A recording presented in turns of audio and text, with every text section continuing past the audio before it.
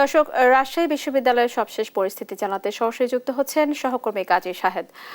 শাহেদ, আপনি আমাদের জানাবেন যে রাষ্ট্র নির্বাচনে চলমান পরিস্থিতি কোন ধরনের প্রভাব ফেলছে, বিশেষ করে পোষ্য কোটা নিয়ে কি বলছে প্রার্থীরা এবং ক্যাম্পাসের পরিস্থিতি কেমন দেখতে পাচ্ছেন? ধন্যবাদ স্নেহা। পোষ্য কোটা নিয়ে গতকাল রাত থেকে রাজশাহী বিশ্ববিদ্যালয়ে একটা উত্তপ্ত পরিস্থিতি বিরাজ করছে। আজকে কর্মকর্তা কর্মচারী এবং শিক্ষকরা পূর্ণ দিবস কর্মবিরতি ঘোষণা করেছেন। সকাল থেকে যদিও আমরা দেখেছি যে প্রশাসন ভবন থেকে শুরু করে সবগুলোই বন্ধ ছিল। কর্মকর্তা কর্মচারীরা তারা গণমাধ্যমের সঙ্গে কথা বলেছেন। তাদের যে দাবিটি যে তারা পোষ্য ঘটনায় প্রাতিষ্ঠানিক সুবিধার দাবিতে আন্দোলনে নেমেছিলেন সেটি প্রশাসন বহাল করেছে। এছাড়া শিক্ষার্থীরা যেটি বলছেন যে প্রাতিষ্ঠানিক সুবিধার নামে তারা পোষ্য কোটা নিচ্ছেন, সেটি তারা বিরোধিতা করেছেন। এ নিয়ে একটা মুখোমুখি অবস্থানে আছে। এর মধ্যে রাকসুর যেহেতু 25 তারিখে ভোট গ্রহণ, ফলে একটা অনিশ্চয়তার মধ্যে পড়েছে রাকসু নিয়ে আসলে কি হবে।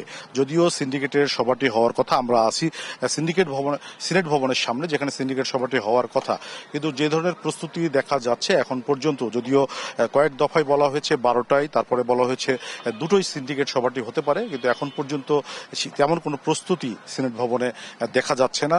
যদিও অসমর্থিত সূত্র থেকে যেটি জানা গেছে সেটি হলো যে বিকেল 4টার পরে এই সিন্ডিকেট সভাটি হতে পারে, সেখান থেকে গুরুত্বপূর্ণ কিছু সিদ্ধান্ত আসতে পারে। এদিকে আমরা যেটি দেখেছি যে কর্মবিরতির নামে শিক্ষকরা এবং কর্মকর্তা কর্মচারীরা যে কর্মবিরতি করেছেন তার প্রতিবাদে এখানে জোয়া চত্বরে বসে শিক্ষার্থীরা প্রতিবাদ জানাচ্ছেন। বলা যায় যে সিন্ডিকেট সভাটি যখন হবে তখন হয়তো আমরা শিক্ষার্থীদের একটা জমায়েত দেখব। শিক্ষক নেতা যারা আছেন তাদের সঙ্গেও আমরা কথা বলেছি, তারা যেটি বলছেন যে তাদের যে কর্মবিরতি সেটি রাষ্ট্র নির্বাচন আওতামুক্ত থাকবে। রাষ্ট্র নির্বাচন নিয়ে তাদের কোনো বিরোধ বা আপত্তি নেই, সেখানে যারা দায়িত্ব পালন করবেন তাদেরকে তারা বাধা দেবেন না।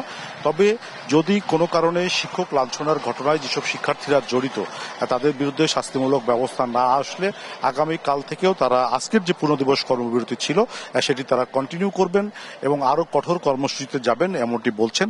এর আগেও এমন ঘটনা ঘটেছে দাবি করে শিক্ষক কর্মকর্তা কর্মচারীরা বলছেন। তখন বিশ্ববিদ্যালয় প্রশাসন একটি তদন্ত কমিটি গঠন করেছিল, সেই কমিটি এখন পর্যন্ত আলোর মুখ দেখেনি, ফলে আবারও উপাচার্যকে লাঞ্ছিতর মধ্যে ঘটনা ঘটেছে।